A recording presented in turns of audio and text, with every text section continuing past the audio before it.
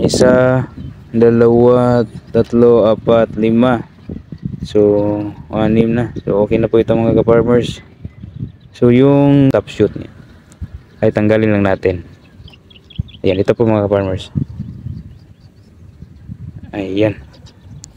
Kuha pa tayo ng isa. Ito. So dito po tayo mag-start magbilang. So isang dahon, isa, dalawa, tatlo, apat, lima. So 6 na. So okay lang din to. Ayan. Ayan po mga farmers. So ganun lang pang top shoot. So hanap po tayo ng isa.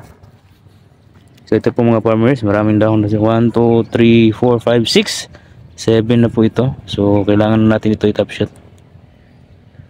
Ayan. So ito po ang top shootin natin.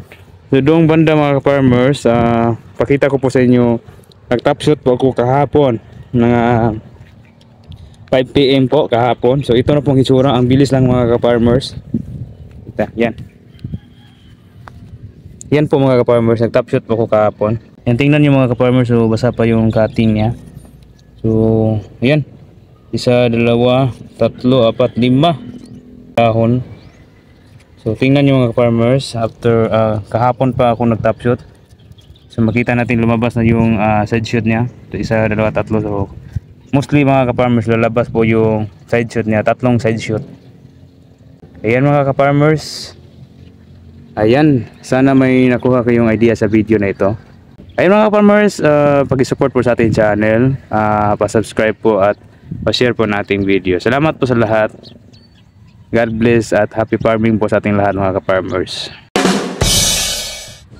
Yan po mga ka-farmers, so mag-top shoot na po tayo. Bali po ang ating pakwan ay 2 weeks na po ito mula na transplant. So ang variety po natin gamitin ngayon mga ka-farmers, Sweet 16. Ngayon mga ka-farmers ay mag-top shoot po tayo. Maganda pong oras na pagta-top shoot ay 5 PM po mga ka-farmers para po hindi po ma-stress ang ating mga pananim. So ngayon mga ka-farmers, dahil sobrang dami po ng ating pakwan, so nagpatulong po ako sa aking mga kasamahan dito sa farm. Ayan, nag-top shoot na po kami. So ang importante lang dito mga ka-farmers ay magtulungan po tayo para madali po ang ating mga trabaho, kasi hindi po madali ang pagta-top shoot pag marami po tayong tanim na pakwan, lalo na po pag 1 hectare po ang tatop shootin natin. So grabe, matagal pong matapos.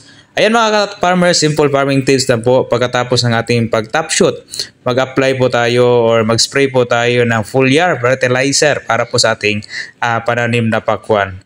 Ito po ay iwas stress sa ating pakwan kasi na-stress po sila kasi tinatanggalan po natin ng talbos. Ayan mga ka-farmers.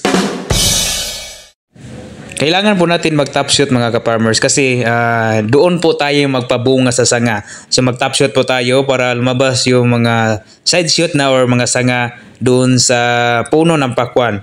At kasi base po sa mga eksperto, maganda po ang bunga ng sanga. So doon po tayo magpabunga.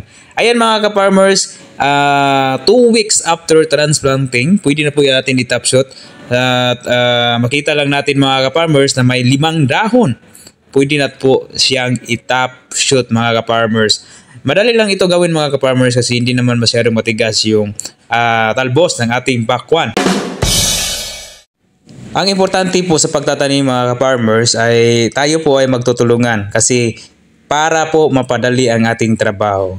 After natin mag-top shoot mga ka-farmers, so yun, mag-apply po tayo ng foliar fertilizer for anti-stress para po hindi masyadong ma-stress po ang ating mga pananim na pakwan. Ganito lang gawin niyo mga ka-farmers para po sa mga baguhan dyan or sumubok sa pagpapakwan. Ayan mga farmers, let's do this!